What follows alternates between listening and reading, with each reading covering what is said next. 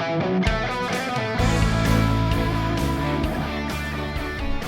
dia, boa tarde, boa noite, sejam muito bem-vindos a mais um Jovemcast, o seu programa semanal de estudo da lição.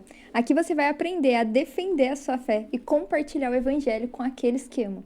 O meu nome é Ana e eu vou estar gerenciando essa conversa, e nesse momento eu gostaria que os nossos convidados mais que especiais, mas que porém não são rostos novos aqui conosco, se apresentassem falando o nome e a igreja que frequentam.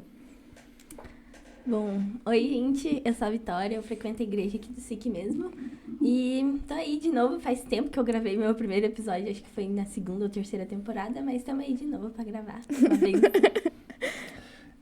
O meu nome é Alisson, sou também da igreja do SIC, acredito que é isso.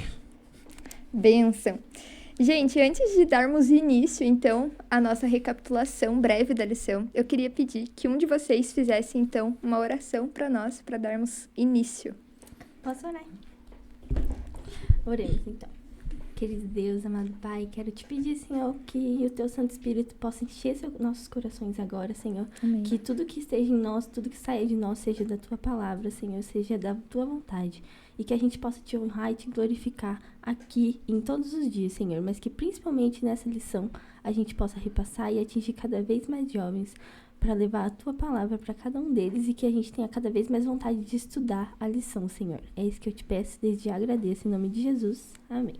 Amém. Eu achei interessante porque quando nós adentramos o estudo da lição, desde o primeiro, já fica meio subentendido que à medida que nós vamos estudando ela, nós vamos criando mais ferramentas para incorporar a nossa fé, para responder perguntas básicas dos pilares de crença que temos. Porque uma pauta que nós conversamos ao longo de algumas lições que foram gravadas é o porquê nós somos cristãos. É meramente cultural? Se eu tivesse nascido em outro país em que a outra religião fosse predominante, eu seria daquela ou eu fui convencido racionalmente daquilo que hoje em dia eu digo ter por crença? Diante disso, eu queria saber quais foram, para vocês, as primeiras impressões quanto à tirinha. Bom, o que você falou dessa lição realmente é muito interessante. Quando eu vi o tema da lição primeiro, achei muito interessante, porque é uma coisa que realmente as pessoas vêm e questionam muitas vezes a nossa fé e a gente não sabe o que responder às vezes.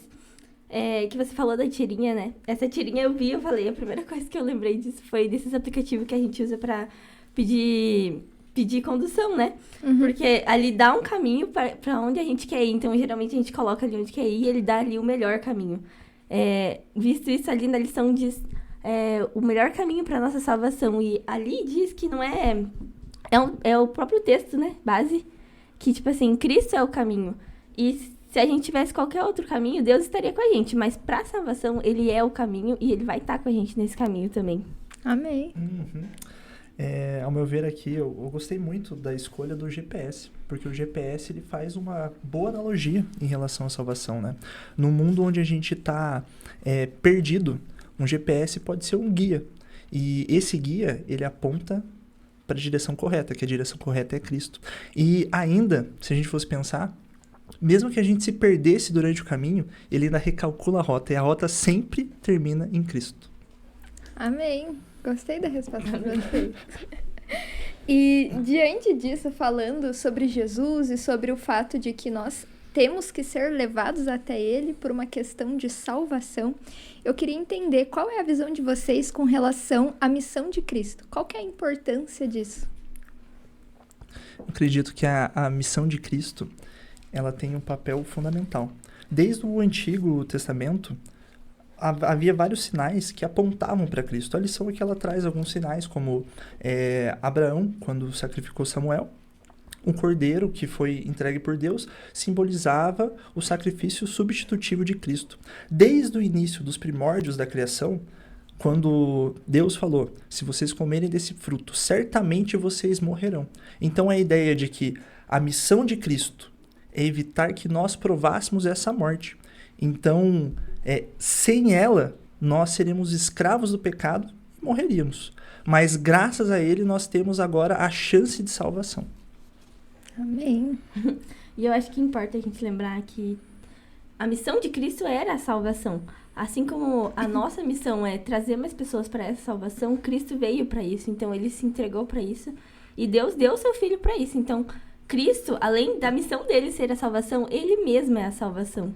E eu acho que isso é o mais importante da gente lembrar quando a gente segue Cristo, que ele mesmo veio trazer isso pra gente. Então, às vezes é só a gente aceitar e a gente trabalhar para levar mais pessoas para isso.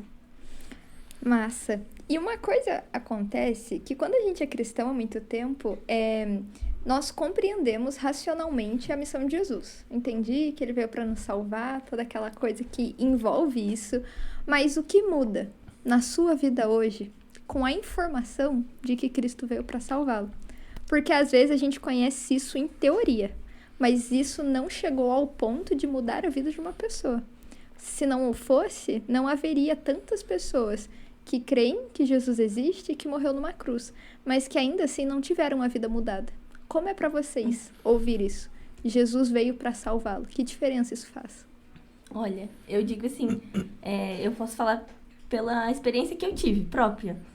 Com outras pessoas, eu não sei se foi a mesma coisa, mas quando você conhece Cristo, eu acho que transformar é meio que uma consequência. Se você conhece Cristo verdadeiramente, com amor, se apaixona por isso, você quer estar mais próximo disso, você quer criar mais intimidade com Deus.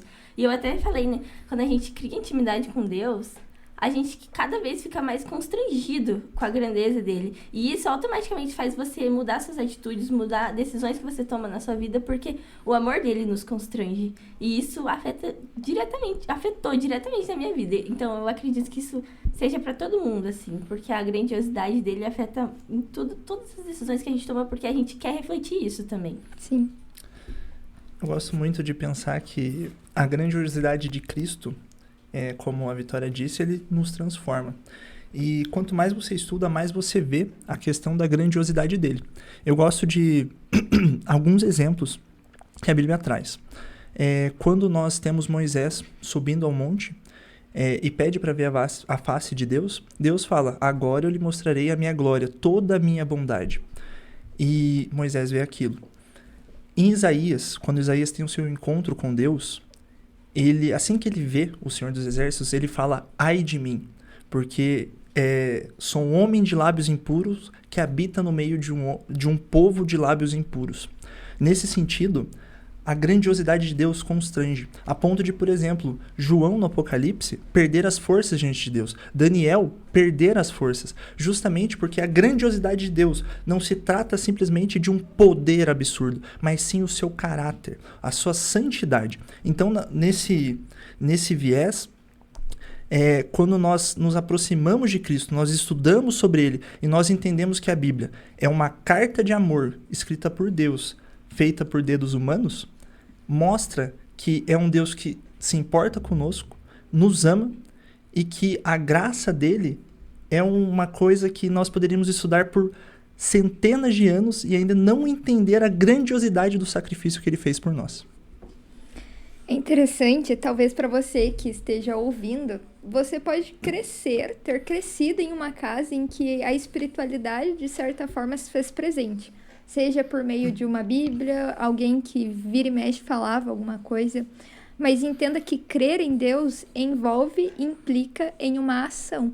Se eu creio, eu me arrependo. E a minha vida ela passa a corresponder com aquilo que Deus espera de mim. Porque se tornar um cristão maduro é entender que tudo aquilo que eu faço agora é para a glória de Deus. Então, crer em Deus implica em arrependimento, transformação, mudança e alinhamento de propósito com aquilo que Deus espera que eu faça. Diante disso, eu queria perguntar para vocês a seguinte pergunta. Como podemos explicar a divindade de Jesus a uma pessoa que não a conhece? Eu falei assim, tem várias maneiras que a gente pode ou não explicar isso. Eu acredito que eu não teria uma base de como explicar isso, mas no dia a dia a gente meio que demonstra isso. Claro que ali explicar para uma pessoa que não vai acreditar em você, ou que só te fez essa pergunta para você cair numa pegadinha, não vai ser muito útil, mas eu acho que a gente acreditar verdadeiramente naquilo primeiro reflete num exemplo para que a pessoa possa ter um pouquinho de esperança para crer realmente naquilo do que você acredita, sabe? Ok. E em relação à divindade de Cristo, quando a gente avalia na questão bíblica, né? Cristo, o próprio nascimento dele se dá de uma forma especial. Por meio de uma virgem, o Espírito Santo concebeu a Cristo.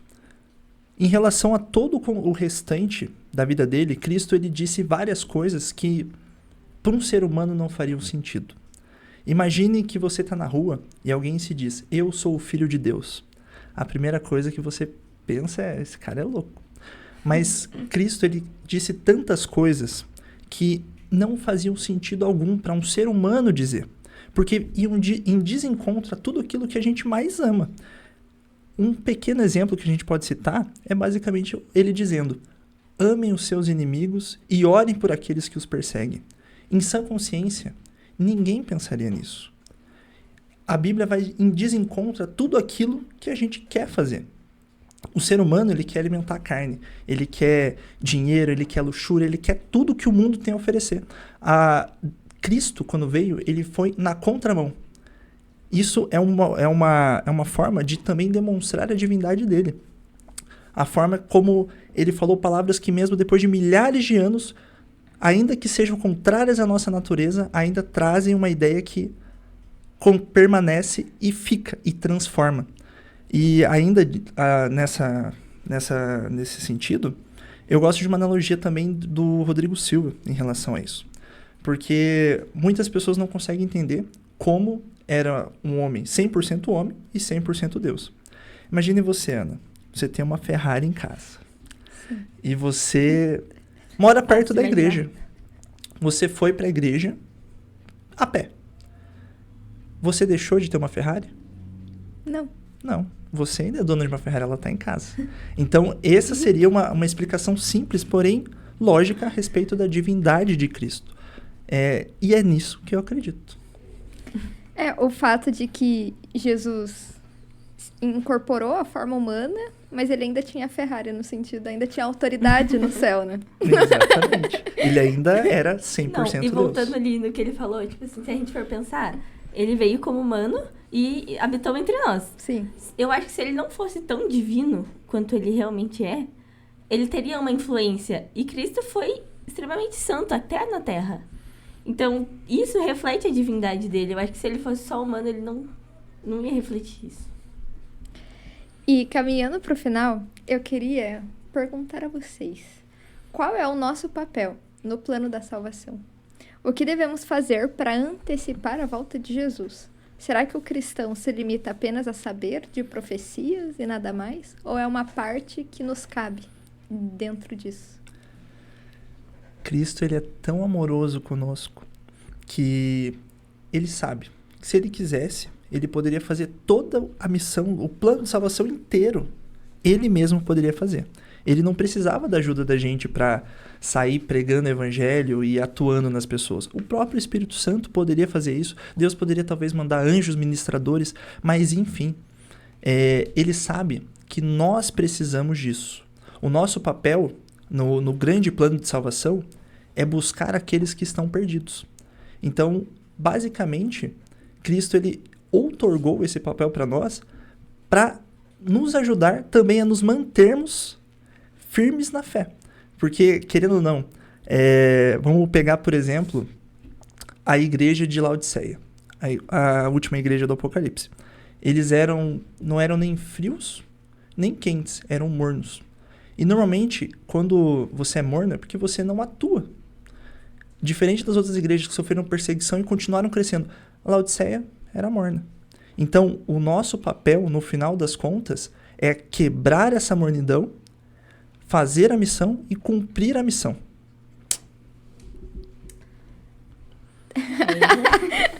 Mas, perdão, como o Alisson falou, né? Que se a gente não tivesse esse papel, eu acho, de levar a missão também, eu acho que a gente se perderia nisso. Porque se você crê, você quer falar disso. Sim. E eu acho que, como a gente falou também, a gente fica constrangido com isso, a gente se sente amado por isso. Porque Deus, no final de tudo, é amor. E se você não leva esse amor para mais pessoas, gente, qual o sentido de você dizer que ama um Deus que é amor propriamente dito. E se Deus deixou essa missão pra gente amar e levar o evangelho, com certeza isso vai ser definitivo pra nossa caminhada também. Tanto pra nossa quanto pra da pessoa, porque, assim como o Alisson disse, só o Espírito Santo basta pra converter as pessoas. Mas será que a gente não tem que se provar isso também? Que a gente também pode acreditar e levar o Espírito Santo pra outras pessoas? É interessante de se pensar que talvez no céu haja uma pergunta a ser feita a cada um de nós. Quais foram os sacrifícios que você mesmo se submeteu em prol do evangelho? Porque quando nós falamos sobre essa questão de estar imputado a cada um de nós um dever, um serviço, nós precisaremos um dia dar prestação de contas em relação a isso. E é interessante que Ellen White, em um dos seus livros, ela conta que no céu ela teve uma visão em que Cristo olhava para ela com desprezo, porque atrás dela se encontrava uma multidão toda suja e ela, a própria Ellen White, se encontrava cheia de sangue, porque ela era responsável pela vida daquelas pessoas e naquele dado momento ela estava querendo negar o chamado. Então, se aquelas vidas se perdessem, ela seria responsável por aquilo. Nós só não compartilhamos o evangelho quando a nossa vida com Deus ela é superficial ou ela é inexistente. Do contrário, a própria Bíblia enfatiza que a boca falará daquilo que está cheio o coração. Transbordar algo que você vive se torna uma consequência de alguém que caminha com Jesus. Então, se você não está sendo participativo nisso, talvez haja um sério problema na sua caminhada com Deus. E o motivo pelo qual você se encontra desanimado espiritualmente hoje pode ser essa inatividade. Ellen White diz que oração e serviço poderá mudar qualquer estado de desânimo espiritual. Então, essa é a receita para quem quer ir para o céu. Seja muito ativo espiritualmente, porque isso beneficiará você no seu relacionamento com Deus e te tornará útil na obra. Porque você vai ter que prestar conta disso depois, né? Então, é melhor... Gente, para encerrar o nosso estudo dessa semana, eu queria que vocês falassem de forma breve, algo que vocês sentiram no coração ao longo dessa conversa, que vocês consideram que será pertinente e que será importante para aqueles que estão ouvindo. Fiquem à vontade. Quer falar primeiro? Bom, o que eu achei mais importante da gente tirar disso é lembrar ali principalmente que Cristo é o caminho da salvação, mas também nós precisamos apressar a vinda dele. E para fazer isso, nós temos que amar e refletir esse Deus que a gente ama e que é amor. Amém. Eu acredito que em todos os momentos nós temos que lembrar da grandiosidade do nosso Deus.